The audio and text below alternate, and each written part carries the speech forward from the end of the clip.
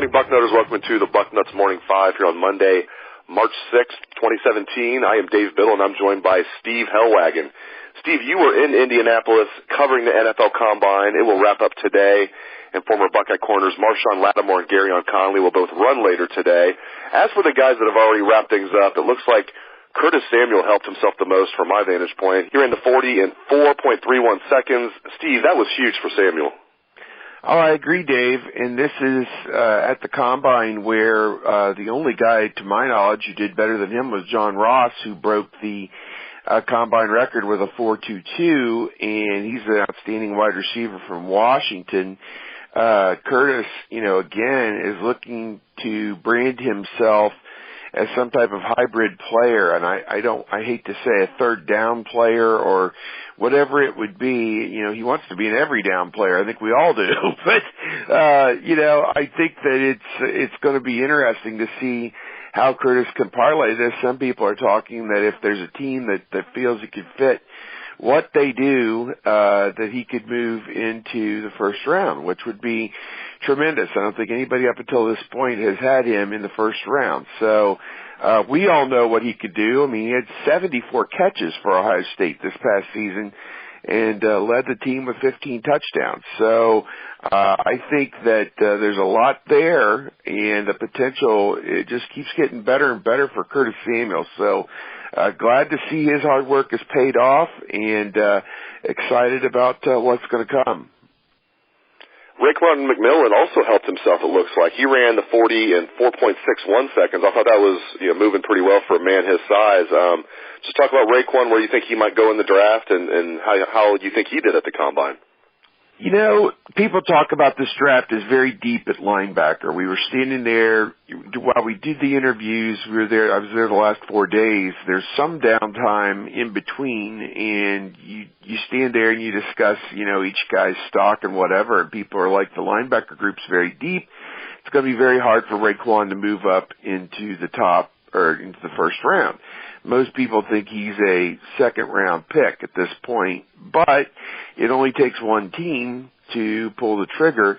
And I got to tell you what, Raekwon was extremely impressive in the media interview session.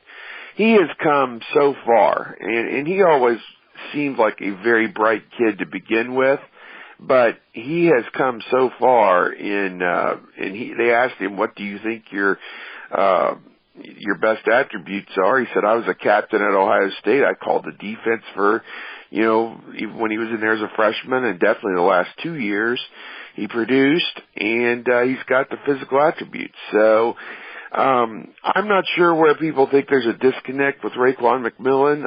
I don't know.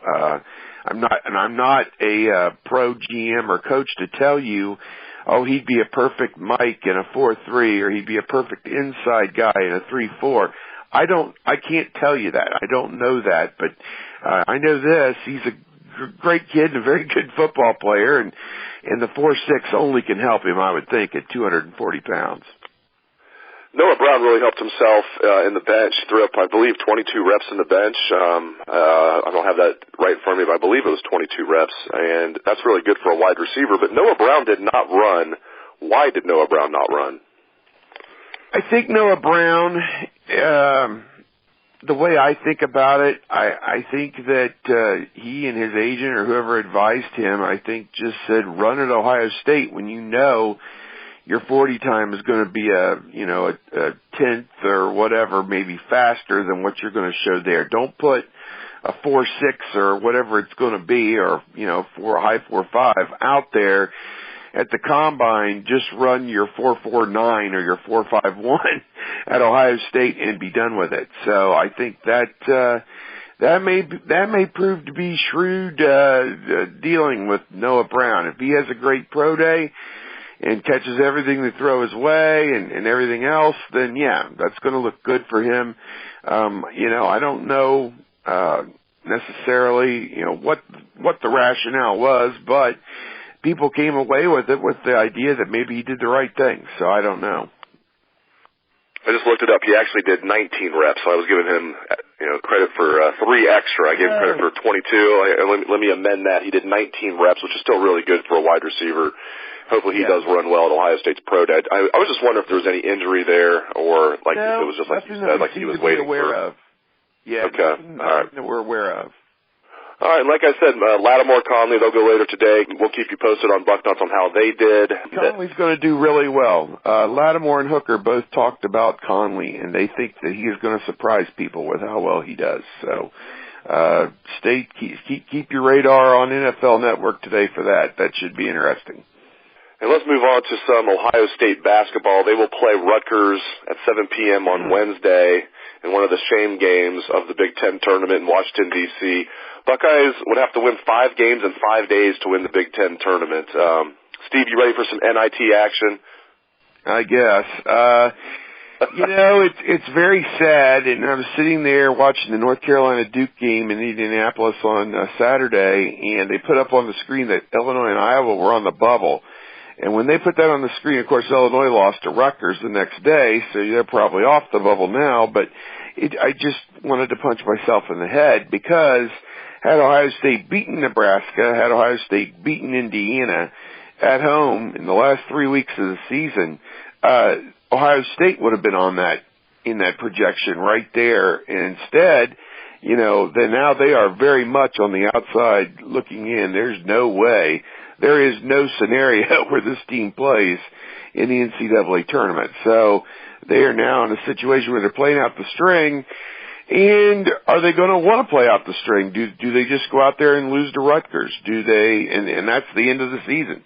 No NIT. I don't know. It's hard to tell where this team is at. And you were at the game Saturday. I guess I would defer to you. I watched a little bit of it on the computer while we were in the workroom waiting for the interviews to begin, and it just seemed like they didn't play any defense at all against Indiana.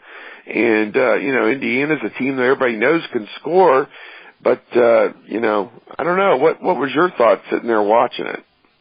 Indiana was making a lot of shots that it seemed like everything they threw up there was going in, particularly early in the game, and they got 30-12. And at that point, I'm sitting next to Patrick Murphy, and I wrote the lead for my story. I mean, I'm sitting there, it's 7 minutes into the game, and I have the lead for my story written. I really didn't have to change it all that much. Ohio State did come back. They took the lead at one point with C.J. Jackson hitting a 3, and the place was going nuts. I was really, pleased with the environment, but they were not playing good defense, but Indiana, everything was just rolling in.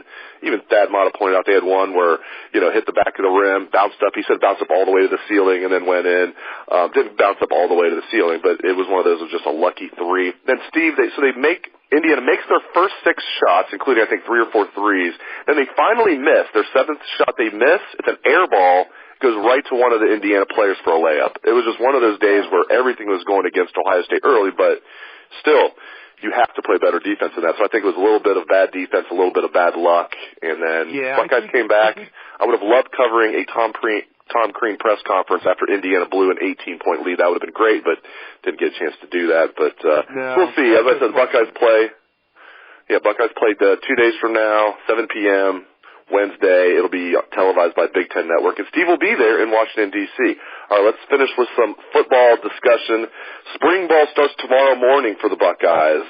They will have their first practice of the spring at 8:30 a.m. We will be there covering it, Steve. Patrick Murphy will be there with us. We will also interview Urban Meyer after practice, probably around 11:30 a.m., somewhere around there. Steve, what's the most interesting storyline from your vantage point entering spring? Or you can mention more than one storyline, just something you're really looking forward to about spring ball. Oh, man, where do we start? How does J.T. Barrett flourish under the new coaching? Which of the young quarterbacks is going to step up and push J.T.? Who's going to be the guy or guys who outplay him in practice or try to outplay him in practice? That's going to be interesting. Do they find a backup running back? Dobbins and Williams, are the guys, are one of them going to step forward behind Mike Weber? Let's see. H-back, who takes that over? Demario McCall, Eric Glover-Williams, who else is involved in that discussion? Then from there, wide receiver. Is it changing of the guard time? Is it Benjamin Victor? Is it Austin Mack? Is it those young guys that step up and take over the spot? Or is it the old guard, Terry McLaurin, Paris Campbell, the guys who, did the best they could a year ago, but the production was just not sufficient in any way, shape, or form? So that's some of the interesting things. And you've got the two open positions. It's the two guard positions, correct? Left guard and right guard are wide open with Billy Price moving to center. Well, Jordan's back at left guard. Oh, Jordan is back. Okay, so there's only one spot open. And you got four guys. If Pridgeon's healthy, is he in that mix? They didn't bring a junior college guy in to sit the bench. Demetrius Knox, his entire career has just been kind of ill-fated and injured last year. Matt Burrell was a big-time get, a year or two ago. And is he ready to go? And then, of course, Josh Myers, is he in that mix? So, I want to see all these young freshmen, 9 guys. And the first thing I think about with freshmen playing spring football is don't get hurt. I think that's what happens a lot of times is they bring the young freshmen in and they get dinged up because, they're going against, 22-year-old men. And so that could be kind of a tough transition is to get, as many of those guys through spring practice in a positive way to where they can help the team in the fall without getting hurt. So I think that's important. And defensively, haven't even touched on that, but again, they were so great defensively last year. The big thing is the 3 guys, the 3 open spots in the secondary. I think, the time is now for some of those guys who've been there a year or two, and are they going to get passed by Kendall Sheffield, Wade, Okuda? What's going to happen there? So, I'm excited. I'm sure that, Urban Meyer, back off his Cruise for Cancer where they raised over $2 million to fight cancer, just an amazing outpouring of support. And now the coach, diving into, spring football. The sting of the loss to Clemson, I think people have been very resilient about that and haven't dwelled on that. And, the page has been turned, and it's time to move on to 2017. Great wisdom, as always, from Steve Helwagen. Thank you very much, Steve, and thanks to all the listeners out there for tuning into the show. I appreciate it, and I hope you have a great day. Let's hear some Buckeye swag, best damn band in the land.